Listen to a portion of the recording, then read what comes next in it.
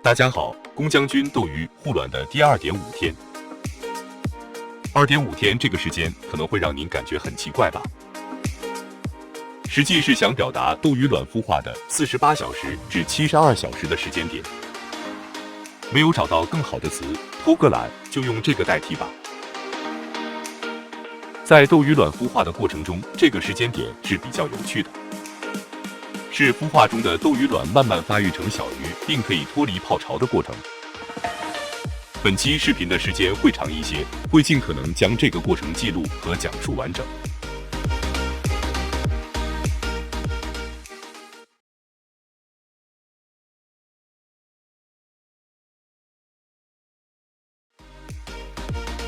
具体的时间没办法太过精准。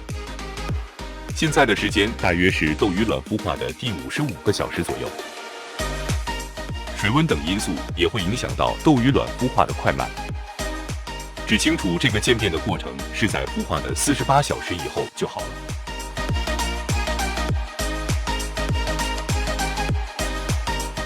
和斗鱼卵孵化的前2天不同，现在很容易看出小鱼的轮廓。发育快一些的甚至已经开始脱离泡巢。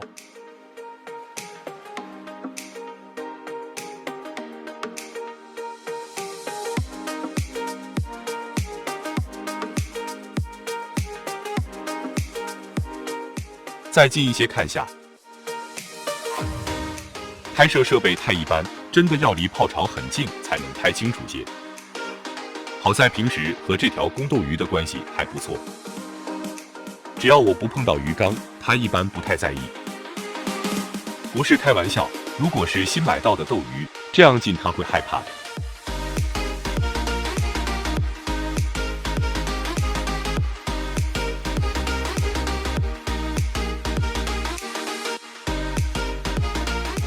现在大约是斗鱼卵孵化的第68个小时。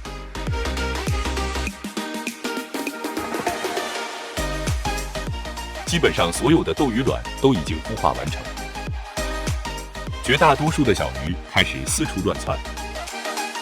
是的，现在只能叫乱窜，因为它们还不会游泳。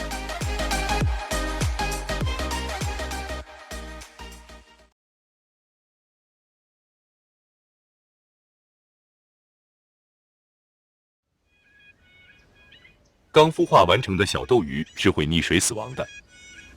天生是鱼，开始却不会游泳。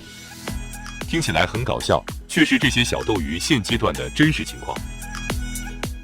这时的斗鱼爸爸就成了救生员，不停地将沉到鱼缸底部的小斗鱼用嘴送回到泡巢里。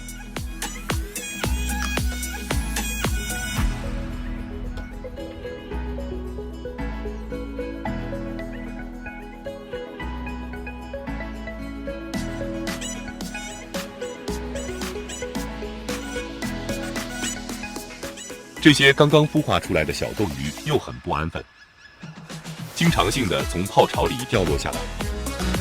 也或许是它们太小，没办法长时间静止在泡巢里吧。总之，当鱼卵孵化成小鱼以后，斗鱼爸爸就一直闲不下来了，一直重复着打捞小鱼的工作。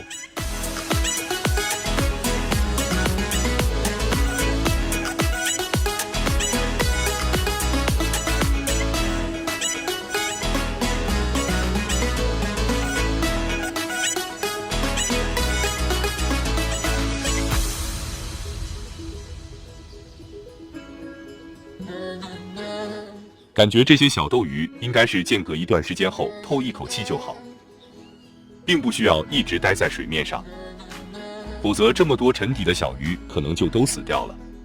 斗鱼爸爸速度再快，也没有办法管理如此多的小鱼。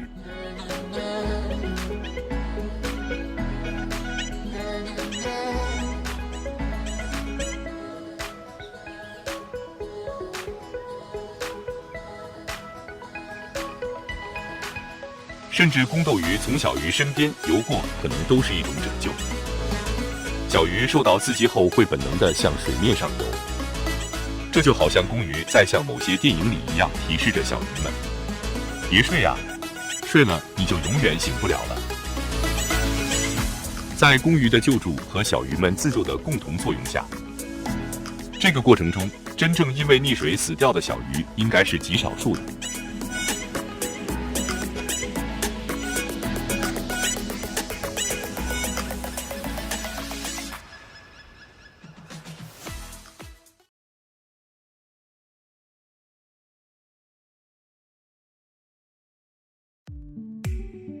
连续记录了鱼卵孵化成小鱼逐渐脱离泡巢的过程，时长近5个小时，没办法全部展示，只能间隔性截取片段。有时自己都怀疑这种长时间的拍摄，最后只为了几分钟甚至几十秒的展示是否有意义。不过后来想想，管那么多干嘛？做自己喜欢的，认为是正确的事就好了。下面的视频不再有解说，大家选择性观看就好。如果喜欢，别忘了点赞支持下，有问题欢迎评论留言。山高水长，天涯未远，咱们下次再见。